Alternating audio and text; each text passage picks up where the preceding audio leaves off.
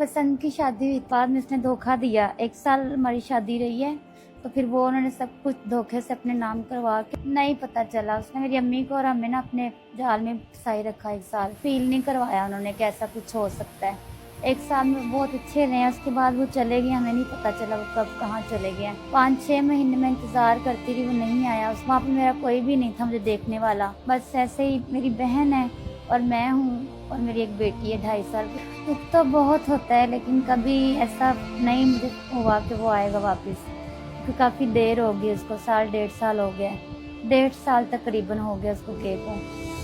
तो अस्सलाम वालेकुम जी, एशिया पॉइंट से मैं हूं आपका मेजबान मोहम्मद अवैस खान। पसंद की शादी एक लड़की की जिंदगी को ले डूबी। ऐसा क्या हुआ कि पसंद की शादी करने पर इसके हस्बैंड ने, जो लाखों की गाड़ियों में घूमती थी, आज वो दर बदर की ठोकरें खा रही हैं और धोखे से जायदाद अपने नाम करवा कर बैरूने मुल्क रवाना हो गया।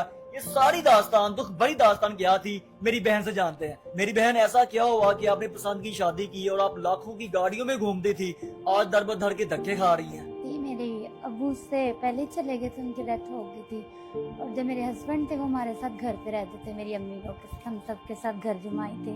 कितने दिन रिलेशन के बाद आपकी शादी हुई थी उनसे? 1 साल के बाद, 1 साल के बाद मेरी शादी हो गई थी उनके साथ।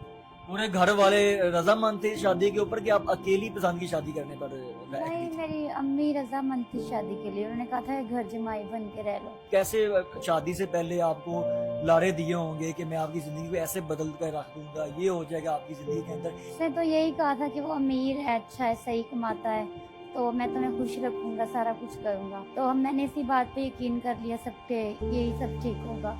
उसके बाद उसने इसी दरमियान सब कुछ अपने नाम करवा के वो यहाँ से चला गया। उसका बर्ताव कैसा रहा एक साल के अंदर उनका अच्छा था। आपकी? कभी आपको लगा नहीं कि ये मुझे छोड़कर चला जाएगा? आप उसके साथ बदतमीजी की हो, आपके साथ गलत रवैया उसने इख्तियार किया हो, कभी ऐसा नहीं हुआ था? नहीं, कभी ऐसा नहीं हुआ। उसने वो चला गया, उसके बाद मैंने 5-6 महीने उसका इंतजार किया, काफी ढूंढा, उसके माँ बाप को भी कहा।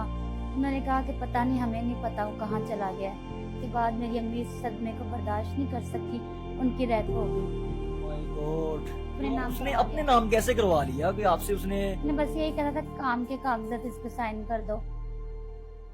इस सदमे के बाद जब उनको पता चला कि मेरा जो सा जवाई है मेरी बेटी को तनहा छोड़कर चला गया हुआ है, वो इस कदर सदमा बर्दाश्त नहीं कर पाई कि इस दुनिया से रुखसत हो गई। जी, उनको पता चला कि सब कुछ लेके चले गए हैं, तो मैं अकेली हो गई थी, मेरी एक बेटी थी, तो उसके बाद उस सदमा बर्दाश्त ही नहीं कर सकी। मेरी बहन यहाँ पे लाहौर में रहती, मैं उसके पास आई, तो अब उसके पास रह रही हूँ। वहाँ से ठोकरे खाकर 2 वक्त की रोटी के लिए अपनी बहन के पास आई, तो उनके भी हालात बिखरे हुए थे। मेरी बहन का भी घर नहीं चलता था, किराए पे घर है इनका भी।